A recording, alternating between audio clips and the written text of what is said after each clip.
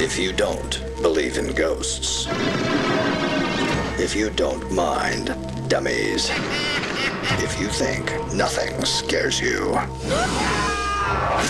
then think again, really hard.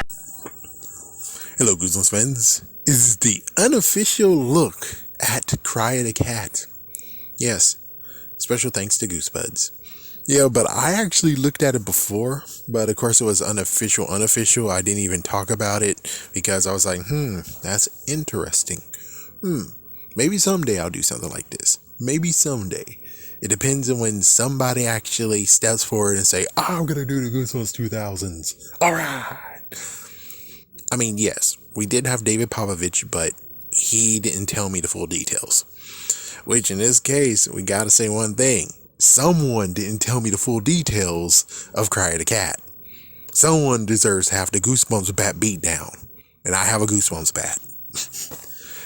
Yeah, I know, I'm kidding. I don't have a Goosebumps bat. If they did make a Goosebumps bat, I most likely will track it down and have it. It's either that or I will make a custom, so I'll have my own Goosebumps bat and be happy it won't be like Lucille. It's like, yes, I will most likely get charged and sent to prison for having Goosebumps bat Lucille. The Goosebumps Lucille bat, get it today. It's like, oh fuck.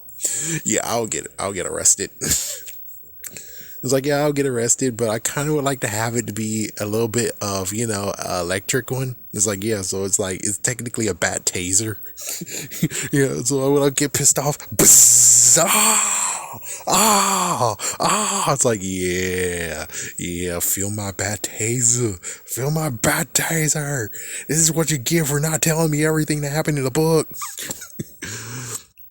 I forgot who, but someone didn't tell me the full thing that happened in the book. Yeah, so somebody deserves to get hit with the bat taser. Somebody. But anyways, what Goosebuds talking about, I'm just gonna make a kind of like a differences. It's gonna be like a little bit of a hybrid and a little bit of a apology-ish thing. So if you've seen the episode strayed away from what happened in the book. In the book, it was actually just a school play again, like Phantom of the Auditorium, but it was made up. One that was just made up out of the blue. While the TV show decided to actually make commentary and a homage to the TV show, which is like, oh, well, that's technically a bit of meta, am I telling the truth? It's like meta. And I think someone was saying the fact of where they dramatize like these kid actors and how she's acting like herself, but not really, something like that. Yeah, I think it definitely was like that. So it's kind of funny where they like a little bit not go with the book, but kind of did. It's like it leaned towards the book, but they did it in some way of where they, like Goosebuds said, they saved money, but they still kind of was a little bit to the book. But of course, this kind of brings us to the messed up thing that happened with the 90s TV show. Animals are hard for them to get. It's crazy. Animals are hard for them to get. Sometimes they can get dogs when there isn't dogs in the episode. What the hell? And then there's dogs that are in episodes that it's like, yeah, it's like the dogs that supposed to be in episodes / because they were in the book, they're gone. Some of them. And some of them gets to have dogs out of nowhere. It's like, why do you have a dog in this episode? Bride of Living Dummy did not have no dog. What the frick? They had no dog. Damn it. They had no dog. Like, they had no dog. What's wrong with you? They had no dog. Gets very crazy. It's like, yeah, they had no dog. And this one, even though technically this was just already foreshadowed in The Headless Ghost, which The Headless Ghost had a room full of cats. So if they cut that, what do you expect happened when it came to this graveyard scene where they had a bunch of cats in the scene? They cut it. They cut the whole entire graveyard scene. They cut that whole entire thing. And I think they added stuff too. Like the fact that they added some stuff, but not a lot. And the end is pretty crazy of where it's like, they technically didn't have Rip in his monstrous form, but in the TV show they had a monstrous form, I guess, or Yeah, don't quote me on that. I'm pretty sure they might have had a monstrous form in the book too, which is like, oh, Goosebuds, I got a bat for you. It's like, I got a bat. And looks like we had a cut in the book to episode where she had a little brother, but the little brother is nowhere to be found. No little brother, no. But they kept the friend though. The interesting part is that I think the mom actually got cured in the TV show. I think. And then the boy who got attacked by Rip, he actually has some of the little curses of it. Yeah, I think they slowly turned into a cat person, which of course I think apparently in the episode that did happen. It's been years since I watched the episode. So yeah, don't throw stones at me. I have a bat. It's like, yeah, don't throw stones. I got a bat. I will use it. It will tase you. Oh man, I'm sorry, but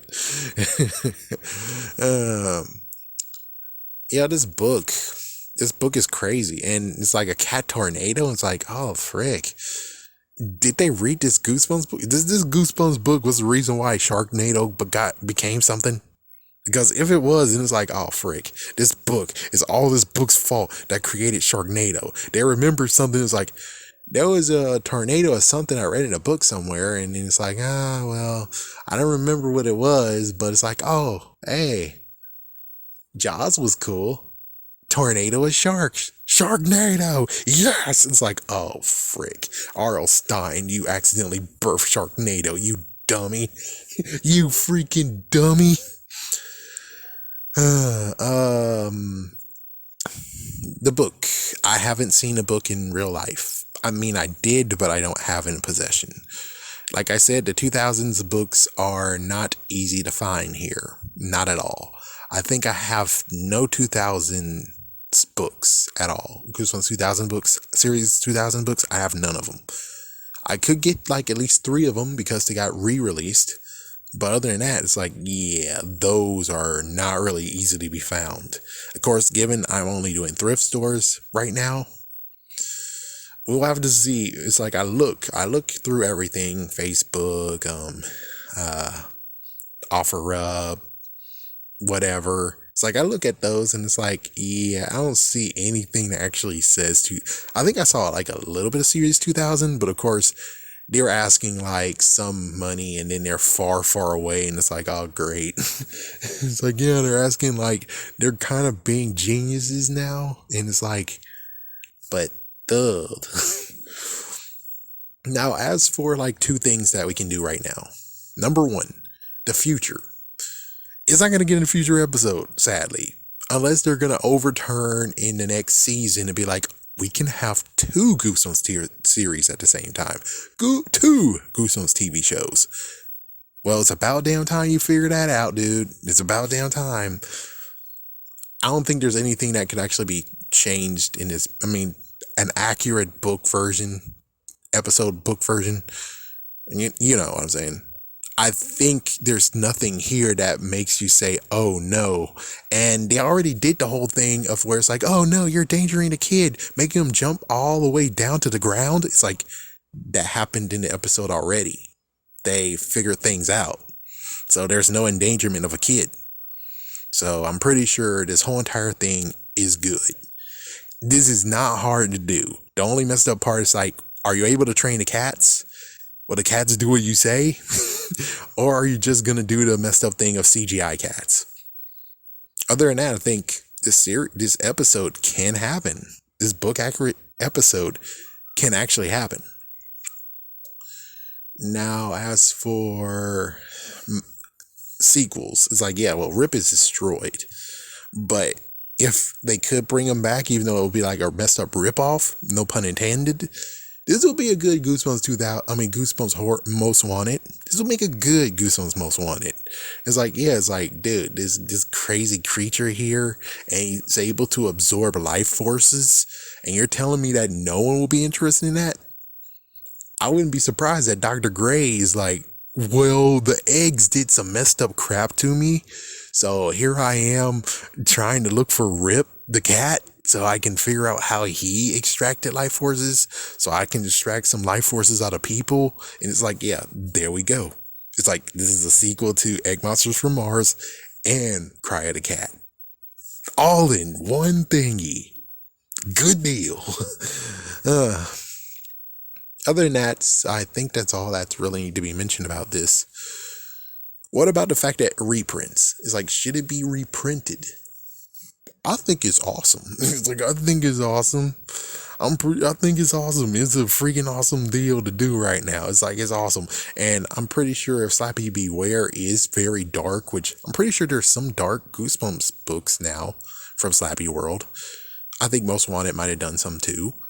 I don't see why Cry the Cat can't be re-released. I don't see why not. Why not do it? What exactly is the worst thing that can happen? Anyways, this was just a little bit of an unofficial talk of Cry of the Cat. What do you think about the book? Did you read the book? Did you see the TV show? Did you watch the episode at one point? It's crazy that to this day, this book might be, it's most likely, it's an ebook. You can read it on an ebook, but it's like, yeah, but I kind of like to actually see it. I would like to actually see it, but considering this is one of the ones that's like, you're not going to be able to see anything, dude. It's like, yeah, it's like, give yourself Goosebumps. You can kind of see those, but dude, it's like this one, these freaking Goosebumps 2000 books are hard to find. First release, of course. So, anyways, have a scary day, have a scary night.